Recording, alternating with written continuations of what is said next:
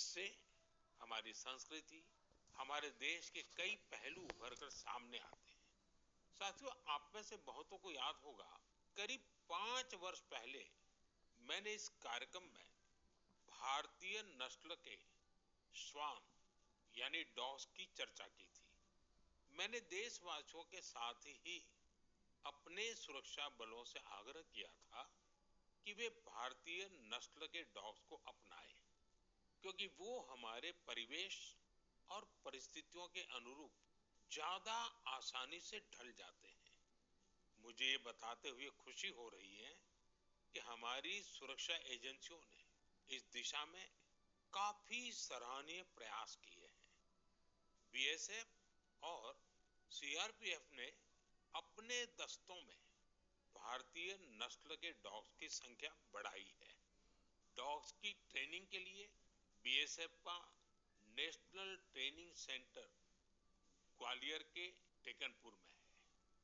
यहाँ उत्तर प्रदेश के रामपुर हाउंड, कर्नाटका और महाराष्ट्र के मुधोल हाउंड, इस पर विशेष रूप से फोकस किया जा रहा है।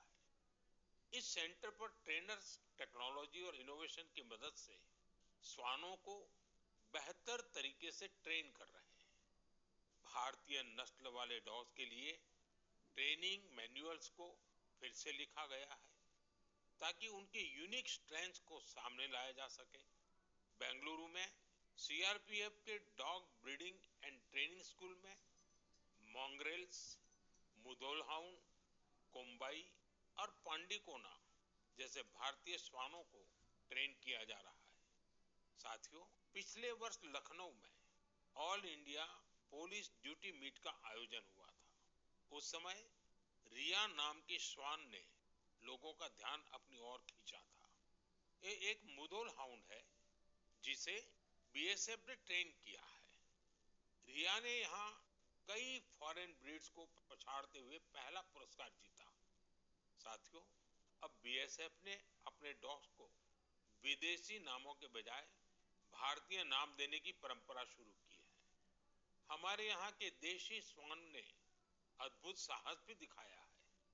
पिछले वर्ष छत्तीसगढ़ के माओवाद से प्रभावित रहे क्षेत्र में गश्त के दौरान सीआरपीएफ के एक देशी श्वान ने 8 किलोग्राम विस्फोटक का पता लगाया था।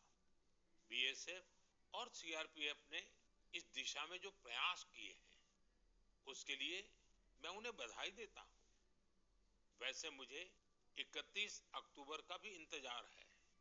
यह लौह पुरुष सरदार पटेल की जयंती का दिन है। इस अवसर पर हर वर्ष गुजरात के एकता नगर में स्टैच्यू ऑफ यूनिटी के समीप विशेष समारोह आयोजित किए जाते हैं।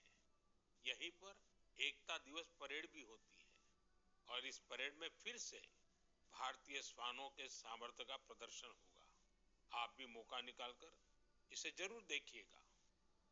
मेरे प्यारे देशवासियों, सरदार पटेल जी की 150वीं जयंती का दिन पूरे देश के लिए एक बहुत विशेष अवसर है। सरदार पटेल आधुनिक काल में राष्ट्र की सबसे महान विभूतियों में से एक रहे हैं। उनके विराट व्यक्तित्व में अनेक गुण एक साथ समाहित थे। वे एक अत्यंत प्रतिभाशाली छात्र रहे। उन्होंने भारत और ब्रिटेन दोनों ही जगह पढ़ाई में बेहतरीन प्रदर्शन किया। वे अपने समय के सबसे सफल वकीलों में से भी एक थे। वो वकालत में और नाम कमा सकते थे, लेकिन गांधी जी से प्रेरित होकर उन्होंने खुद को स्वतंत्रता आंदोलन में पूरी तरह समर्पित कर दिया। खेड़ा सत्याग्रह से लेकर बोरसद सत्याग्रह तक अनेक आंदोलनों में उनके योगदान को आज भी याद किया जाता है। अहमदाबाद म्युनिसिपैलिटी के प्रमुख के रूप में उनका कार्यकाल भी ऐतिहासिक रहा था। उन्होंने स्वच्छता और सुशासन को सर्वोच्च प्राथमिकता दी। उप प्रधानमंत्री और गृह मंत्री के रूप में उनके योगदान के लिए हम सभी सदैव उनके ऋणी रहेंगे। साथियों, सरदार पटेल ने भारत के ब्यूरोक्रेटिक फ्रेमवर्क की एक मजबूत नींव भी रखी। देश की एकता और अखंडता के लिए उन्होंने अद्वितीय प्रयास किए। मेरा आप सबसे आग्रह है 31 अक्टूबर को सरदार साहब की जयंती देश भर में होने वाली रन फॉर यूनिटी में आप भी जरूर शामिल हो और अकेले नहीं, सबको साथ लेकर के शामिल हो।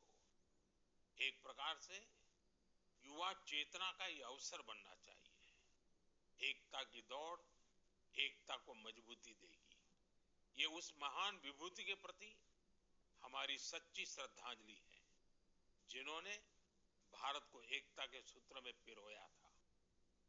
मेरे प्यारे देशवासियों, चाय के साथ मेरा जुड़ाव तो आप सभी जानते ही हैं, लेकिन आज मैंने सोचा कि मन की बात में क्यों ना कॉफी पर चर्चा की जाए। आपको याद होगा, बीते साल हमने मन की बात में अराकू कॉफी पर बात की थी। कुछ समय पहले ओडिशा के कई लोगों ने मुझसे कोरापुट कॉफी को लेकर भी अपनी भावनाएं साझा की। उन्होंने मुझे पत्र लिखकर कहा कि मन की बात में कोरापुट कॉफी पर भी चर्चा हो। साथियों, मुझे बताया गया है कि कोरापुट कॉफी का स्वाद गजब होता है, और इतना ही नहीं, स्वाद तो स्वाद, कॉफी की खेती भी लोगों को फायदा पहुंचा रही है।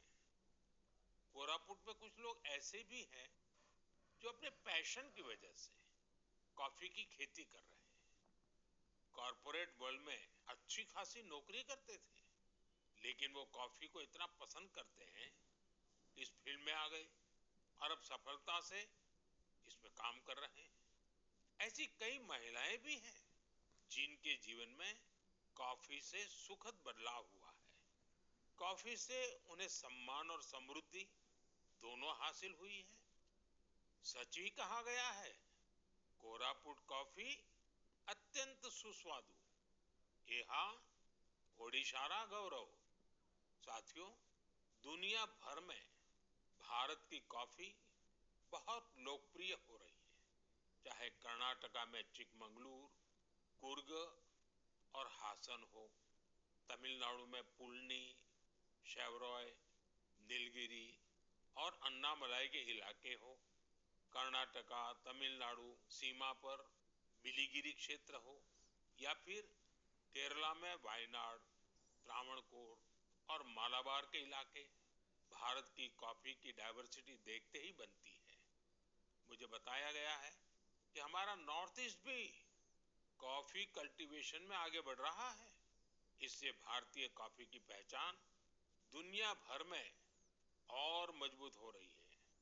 तभी तो कॉफी को पसंद करने वाले कहते हैं, India's coffee is coffee at its finest, it is brood in India and loved by the world.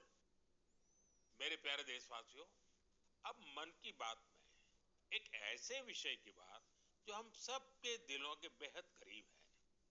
ये विषय है हमारे राष्ट्रगीत का, भारत का राष्ट्रगीत यानी वंदे मातरम। एक ऐसा गीत जिसका पहला शब्द ही हमारे हृदय में भावनाओं का उफान ला देता है। वंदे मातरम, इस एक